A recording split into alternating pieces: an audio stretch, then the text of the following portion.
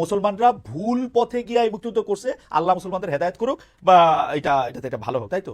মির্জা ফখরুল ইসলাম আলমগীর সাহেব উনি কাজ করছেন, ওনার বাবা সম্পর্কে আমাদের কাছে কি মেসেজ আছে? তো সেই জন্য কি বিএনপি কে এখন ক্ষমা চাইতে বলতে হবে, বা আমরা কি বলবো যে মির্জা ফখরুল সাহেবের শ্রদ্ধেয় মরহুম পিতা মির্জা রুহুল আমিন চোখা মিয়া 1971 সালে উনি ঠাকুরগাঁ জেলার অন্যতম স্বাধীনতা বিরোধী হিসাবে 710 জনের একজন ছিলেন। এই মরহুম প্রেসিডেন্ট শেখ মুজিবুর রহমান উনি তো বাংলাদেশের স্বাধীনতা উনি শেষ পর্যন্ত তো চান, 7 মার্চের উনি ভাষণ, তার পরবর্তী সময়গুলো আমরা তো লক্ষ্য আপনি শুধু করেছি। জামাত এখন ইসলামের বাংলাদেশ অবস্থাটার কথা বলেন। বাংলাদেশ শেখ মুজিবুর রহমান স্বাধীনতা চায় নাই, ভালো কথা, মানে বাংলাদেশ একই জামাত চাওয়া না ইসলামী চাওয়া ছিল।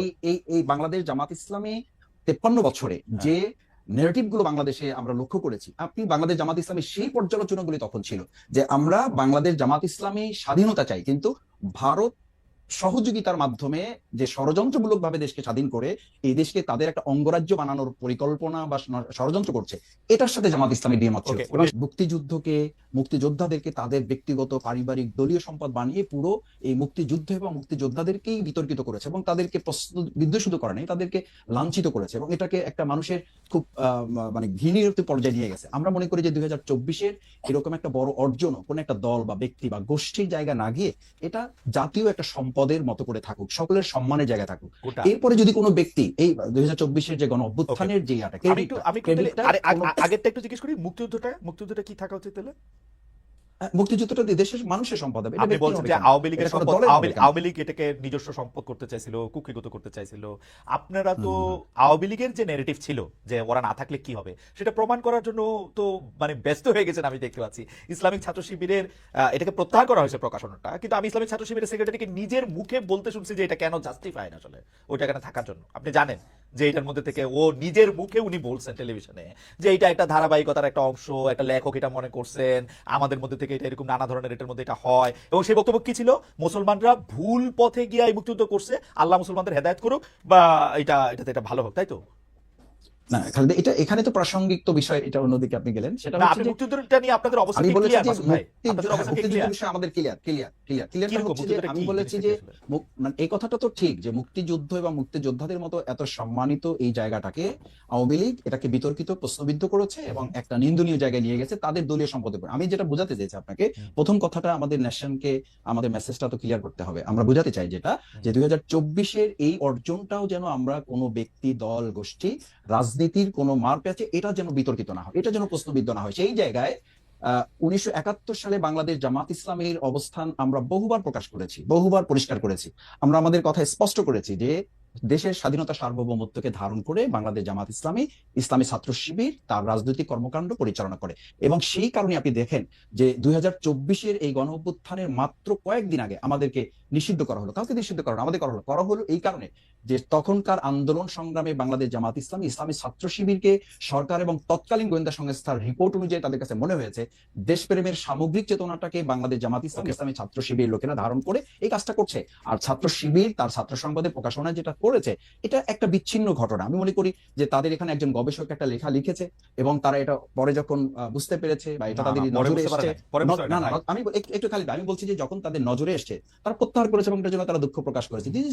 এখন আমি যদি আপনাকে আরো ধরি যে এটা তো এই নেগেটিভটাকে যদি আপনি ওভাবে নেন, আমি এটা মানে শ্রদ্ধা রেখে বলছি যে আমাদের এখন বাংলাদেশ জাতীয়তাবাদী দল বিএনপি, ওনাদের ওখানে যে মহাসচিব হিসাবে শ্রদ্ধেয় মির্জা ফখরুল ইসলাম আলমগীর সাহেব উনি কাজ করছেন, ওনার বাবা সম্পর্কে আমাদের কাছে কি মেসেজ আছে? তো সেই জন্য কি বিএনপি কে এখন ক্ষমা চাইতে বলতে হবে, বা আমরা কি বলবো যে মির্জা ফখরুল সাহেবের শ্রদ্ধেয় মরহুম পিতা মির্জা রুহুল আমিন চোখা মিয়া 1971 সালে উনি ঠাকুরগাঁ জেলার অন্যতম স্বাধীনতা বিরোধী হিসাবে 710 জনের একজন ছিলেন।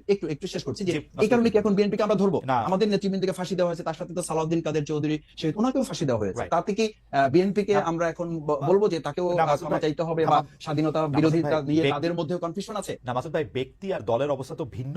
আমরা 1971 সালে জামায়াতে ইসলামী মুক্তিযুদ্ধের চলাকালীন সময়, তারপরে বিভিন্ন সময় বিভিন্ন ভাবে স্টেটমেন্ট দিয়ে দল হিসাবে যেটা বলেছে, আমরা যখনই প্রশ্ন করি আপনারা বলেন যে ব্যাপারে জামাত ইসলামের অবস্থান পরিষ্কার। কিন্তু পরিষ্কারটা আপনি একটু বলেন তো, আমরা একটু শুনি যে পরিষ্কার অবস্থাটা কি 1971 সালে কি আপনারা যা করেছিলেন তা ঠিক করেছিলেন? না, পরিষ্কারটা হচ্ছে এই যে বাংলাদেশ তখন যে অবস্থার প্রেক্ষিতে স্বাধীন হয়েছিল, মাননা ভাসানী রহমতুল্লাহ উনি তো পরিষ্কার বলেছেন যে তখন 70-এর যে ভোট, আপনি নিশ্চয়ই আরো ভালো জানবেন, সেই 70-এর ভোটে তো তিনি এই স্লোগান দিয়েছিলেন যে ভোটের বাক্সে লাথি মারো, বাংলাদেশ কায়েম করো। তো সেই বাংলাদেশ কায়েম করা প্রসঙ্গে এসে মরহুম প্রেসিডেন্ট শেখ মুজিবুর রহমান উনি তো বাংলাদেশের স্বাধীনতা উনি শেষ পর্যন্ত তো চান নাই। 7ই মার্চের উনি ভাষণ, তার পরবর্তী সময়গুলো আমরা তো লক্ষ্য আপনি শুধু করেছি। জামাত এখন ইসলামের বাংলাদেশ অবস্থাটার কথা বলেন। বাংলাদেশ শেখ হ্যাঁ, মুজিবুর রহমান বাংলাদেশ স্বাধীনতা জামাত চায় নাই, ভালো কথা, মানে বাংলাদেশ একই জামাত চাওয়া না ইসলামী চাওয়া ছিল। এই বাংলাদেশ জামাত ইসলামী 53 বছরে হ্যাঁ। যে নেগেটিভ গুলো বাংলাদেশে আমরা লক্ষ্য করেছি, আপনি বাংলাদেশ জামাত ইসলামী সেই পর্যালোচনাগুলি তখন ছিল যে আমরা বাংলাদেশ জামাত ইসলামী স্বাধীনতা চাই, কিন্তু ভারত সহযোগিতার মাধ্যমে যে ষড়যন্ত্রমূলক ভাবে দেশকে স্বাধীন করে এই দেশকে তাদের একটা অঙ্গরাজ্য বানানোর পরিকল্পনা বা ষড়যন্ত্র করছে, এটার সাথে জামাত ইসলামী দ্বিমত ছিল। ওকে, এবং সেই দ্বিমতটা 1971 সালে আমি সেই একদম দ্বিমতটা পরিষ্কার সত্যে পরিষ্কার পরিণত হয়েছে। পরিষ্কার অবস্থাটা আবার বলি। আপনার পরিষ্কার অবস্থাটা হচ্ছে 1971 সালে শেখ মুজিবুর রহমান স্বাধীনতা চায় নাই, কিন্তু জামায়াতে ইসলামী স্বাধীনতা চাইছিল, এবং চাইছিল হচ্ছে ভারত সাহায্য করবে না এরকম একটা অবস্থায় স্বাধীনতা, তাই তো? ভারতের ষড়যন্ত্রমূলক ওই সহযোগিতাকে সাথে নিয়ে আমরা এবং স্বাধীনতা এই চাই। অবস্থানে কোনো কারণ আমরা মনে পরিবর্তন, করেছি এই 71 থেকে একটা- 25 পর্যন্ত কোনো অবস্থান পরিবর্তন হয় নাই, তো এটাই ছিল তো। এটাই ছিল, এটাই থেকে এই এইটাই আছে। 2024 এসে এটার পরিবর্তন হয়েছে। আমি বলেছি এবং আমাদের ছাত্ররা তো বলেছে, জনতাও বলেছে যে ওই 2024 5ই আগস্ট আমরা কিন্তু শুধুমাত্র একটা সরকার পরিবর্তন ঘটাই নাই, আমরা আমাদের এই সন্তানেরা, আমাদের এই ছাত্র জনতা সেদিন একটা আধিপত্যবাদেরও আমরা পতন ঘটিয়েছি। কারণ আপনি জানেন যে আপনার আপনার একটা ইস্যু আমি আলোচনাতেও দেখেছি এবং আমাদের দেশের গোয়েন্দা সংস্থা পরবর্তীতে বিভিন্ন আলোচকরা বলেছেন যে সেদিন 2024 জুলাই আগস্টে আমাদের পার্শ্ববর্তী রাষ্ট্রের একটা সক্রিয় এবং শক্তিশালী গোয়েন্দা সংস্থা এই দেশের তৎকালীন দুষ্ট চক্র আইন শৃঙ্খলা বাহিনীতে যারা ছিলেন তাদের সাথে সম্পৃক্ত থেকে আমাদের দেশের ছেলেদের উপর গুলি করা হয়েছে। আমি আমার 67 দিনের রিমান্ডে আমি একটা সাক্ষাৎকারে বলেছি, আপনাকে আবার একটু স্মরণ করাচ্ছি, যে আমাকে যখন ইন্টারোগেশন সেলে নেওয়া হয়েছে তখন চোখ বাঁধা, হাত পা বাঁধা অবস্থায় আমাকে যখন দুটা চেয়ারে শোয়ানো হয়েছে, আমি তাদের কাছে খুব ইসের সাথে জানতে চেয়েছিলাম, স্পষ্টভাবে জানতে চেয়েছিলাম যে আমার চোখ খুলে দেন অথবা আমাকে দেখতে দেন অথবা আমাকে পরিচয় দেন যে আপনারা কারা আমার ইন্টারোগেশনে আসছেন। ওনারা অসতর্কতাবশত হোক অথবা কৌশলগত দিক থেকে ওনাদের মনে না থাকার কারণে হোক, ওনারা বলেছেন এখানে দেশি বিদেশি সংস্থা লোকেরা না আছে। না আমি মাসুদ খুব ভাই, আশ্চর্য হয়েছি। আমরাই বক্তব্যগুলি, মাসুদ ভাই এই পর্যন্ত যখন দেশ গিয়েছে, মাসুদ আমি ভাই, সেদিনও আমরা বলেছি যে খালিদ ভাই, আমরা একটু আসলে একটু প্রিসাইজ থাকতে চেষ্টা করি। অর্থাৎ 1971 সালে যেভাবে বাংলাদেশ স্বাধীন হয়েছিল, জামাত ইসলাম এটার সাথে একমত ছিল না। তো জামাত ইসলাম এটার সাথে একমত কখনোই পোষণ করে নাই। 2024 সালে আইসে বাংলাদেশ, আপনি মনে করতেছেন 2024 সালে আইসে বাংলাদেশ একটা অন্যরকম স্বাধীনতা পাইছে, এটা কি ব্যাপারটা এরকম? মানে ভারত তারত না, না। এলিমেন্ট আমি যেতে চাইতেছি না, আপনি না, না, দুই লাইনে আমি- বলেন আমার কথাটা- 1971 সালে আমার জামাতের অবস্থা সঠিক ছিল। দুই লাইনের জামাত ইসলামের দুই লাইনের কথাটা আসলে কোনো একটা কোশ্চেনের কথা আপনি কখনো কখনো দুই লাইনে বলতে পারবেন না, আপনি পারবেন না, এই কারণে আমাকে বলেছেন, যে সেই জন্য কথাটা স্বাধীনতা- উঠলো হ্যাঁ। যে আপনাদের না, না, অবস্থাটা কি স্বাধীনতার- পরিষ্কার, কিন্তু আমি কখনো এই পরিষ্কার কথাটা জানতে পারি না। পরিষ্কারটা পরিষ্কার কি? কথা হচ্ছে এইটা যে বাংলাদেশ জামাত ইসলামী স্বাধীনতাটা ভারতের ষড়যন্ত্রমূলক সহযোগিতার মাধ্যমে চায়নি, কিন্তু যখন স্বাধীন হয়েছে দেশ, সেই স্বাধীনতাকে ধারণ করে জামাত ইসলাম, ইসলামী ছাত্র শিবির তার সামগ্রিক কার্যক্রম পুরো পরিচালিত হয়ে আসছে এবং সেটা প্রমাণিত এবং পরীক্ষিতভাবে দেশের জনগণ সেটা গ্রহণ করেছে। ফ্যান্টাস্টিক। আচ্ছা, আমি আমি আমি আমি এই যে এইখানকার একজন উপদেষ্টা আছে বর্তমান সরকারে, তার নাম মাহফুজ আলম। তিনি বলেছেন যে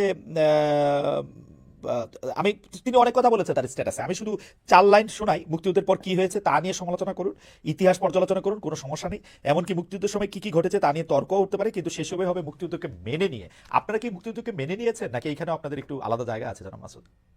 মানে এতদিন পরে সেই প্রশ্ন করাটাই আসলে অবান্তর। অবান্তর এই কারণে যে বাংলাদেশ জামাত ইসলামী, ইসলামী ছাত্র শিবির এই চেতনাকে ধারণ করে শুধু করে নাই। আপনি দেখেন 2010 না না, সালে আপনারা তো মুক্তিযুদ্ধের কথা উঠলে বলেন এটা ভারতের ষড়যন্ত্র, না, না, না, এটা খারাপ এটা জিনিসই মনে হয়, শুই না তো ভালো জিনিস না, না, মনে না, হয় না এটাকে।